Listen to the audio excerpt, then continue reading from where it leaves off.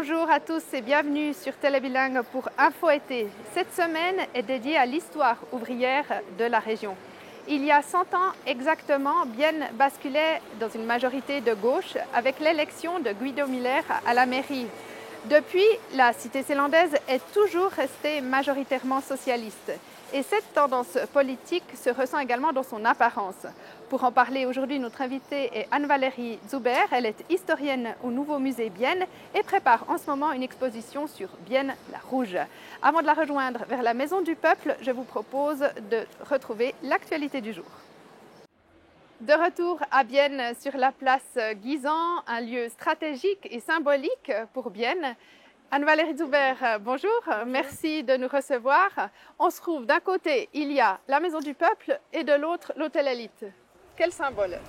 Oui, alors c'est deux bâtiments qui ont été construits dans les années 30 sous la nouvelle municipalité socialiste.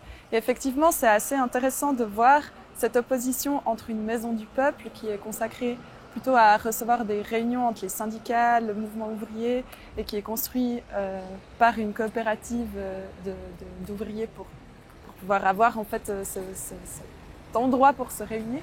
Et en face, un hôtel qui est plutôt destiné à recevoir l'élite, enfin, plutôt les milieux économiques pour conclure des affaires, pour par exemple dans le domaine de l'horlogerie, recevoir des hôtes de marque.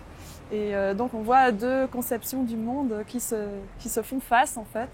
Et ce qui est aussi assez intéressant, c'est que ces deux bâtiments ont été construits à la même époque et aussi avalisés par la population à une même époque. Et on se retrouve aujourd'hui avec cette opposition entre une élite et la Maison du Peuple. Revenons justement un peu plus précisément sur la Maison du Peuple, son année de construction. 1932 environ. Et puis l'architecte, est-ce qu'il avait une vision particulière, une politique particulière? Oui, alors c'est un édifice qui a été réalisé par l'architecte Edward Lantz, qui est resté connu pour justement son engagement aussi socialiste et qui a conçu cette maison, cet édifice de manière assez audacieuse. Donc déjà on voit dans le jeu de lignes et le choix de la couleur rouge, c'est pas anodin. C'était donc un édifice qui était destiné à être un lieu de rassemblement pour la classe ouvrière qui jusque-là en fait avait besoin d'un lieu pour pouvoir se rassembler, faire ses réunions. Donc un lieu de rassemblement pour la classe ouvrière, mais également quoi, des syndicats. Qu'est-ce qui se faisait dans la Maison du Peuple à cette époque? Alors il y avait des conférences, des réunions des syndicats, des mouvements ouvriers, du Parti socialiste.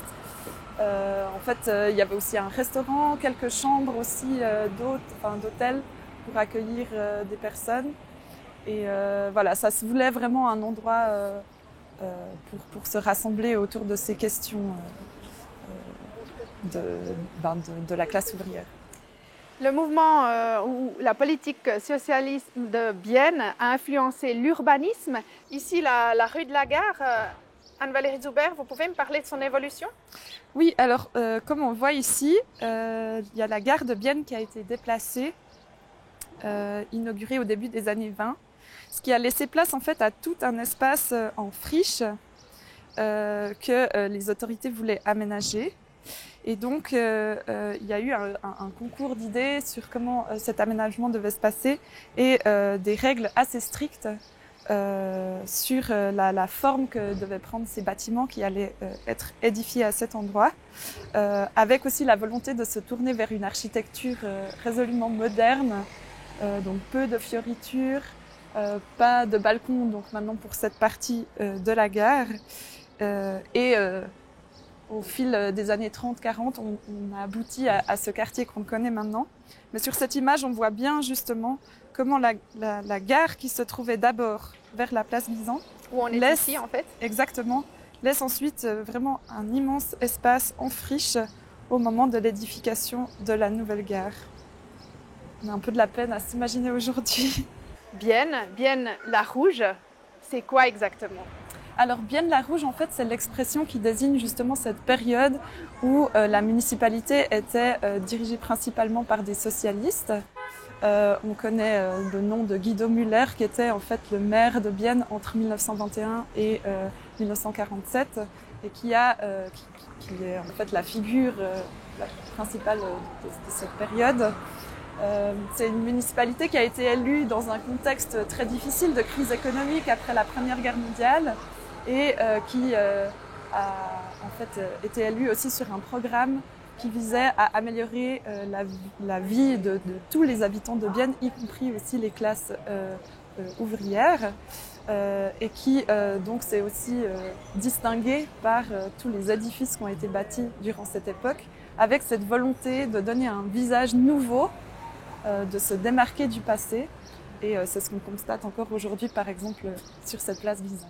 Je vous propose qu'on aille voir un autre endroit qui symbolise cette période de Bienne la Rouge. Nous nous trouvons au Petit Marais à Bienne, un autre endroit qui porte les traces du passé socialiste de la ville, pour parler des coopératives d'habitation.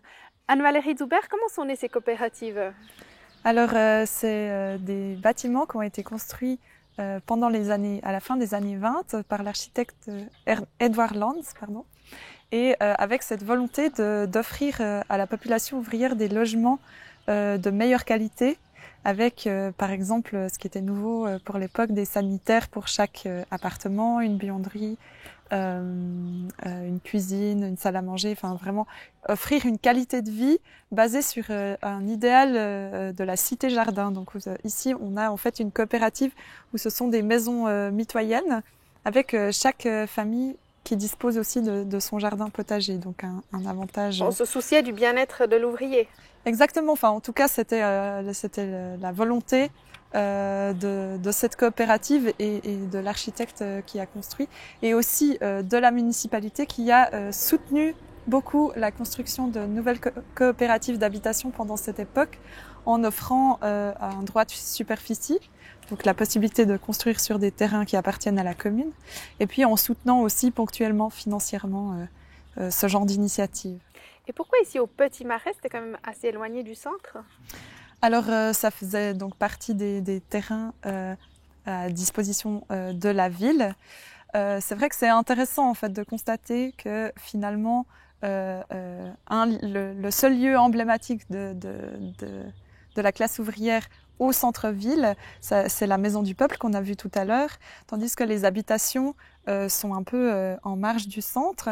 Il y avait quand même une idée derrière ça, dans le sens où on voulait offrir une qualité de vie en dehors de l'agitation du centre-ville, loin des industries, alors que traditionnellement, enfin, à l'époque de l'industrialisation, il y avait aussi des habitations très proches des usines, avec tout ce que ça engendre aussi de difficultés, de saleté, etc. Là, il y a la volonté d'offrir un cadre plus agréable. On a l'impression d'ailleurs qu'il fait bon y vivre ici. Ça ressemblait à quoi la vie des ouvriers à l'époque dans ces coopératives d'habitation? Alors, j'ai ici quelques images qui illustrent un peu ce quartier à l'époque de sa construction. Donc, on voit ici ces habitations. Donc, on voit aussi que c'est un quartier qui est en train de se développer.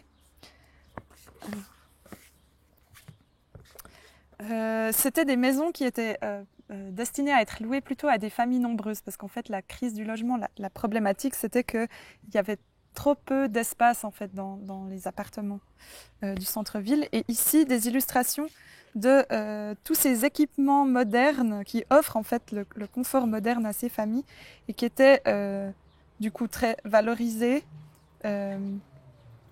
Avec la cuisine, on a vu avant la salle de bain. Oh mince. La buanderie, et puis à nouveau la cuisine. Donc on voit aussi une attention portée à la lumière. Les mots d'ordre, c'était vraiment l'air et la lumière pour tous. Et pourquoi la ville n'a pas fait des logements sociaux ici? Elle a fait plutôt des coopératives, mais elle n'a pas pris la gérance directe. Non, en fait, cette question du logement était vraiment au centre du programme socialiste de la municipalité, vu qu'il y avait un problème de crise du logement, simplement. D'une part, la municipalité n'avait pas en fait, les moyens financiers de construire des nouveaux logements. Par contre, la solution des coopératives était avantageuse dans le sens où c'est aussi ce que Guido Müller écrit dans ses mémoires.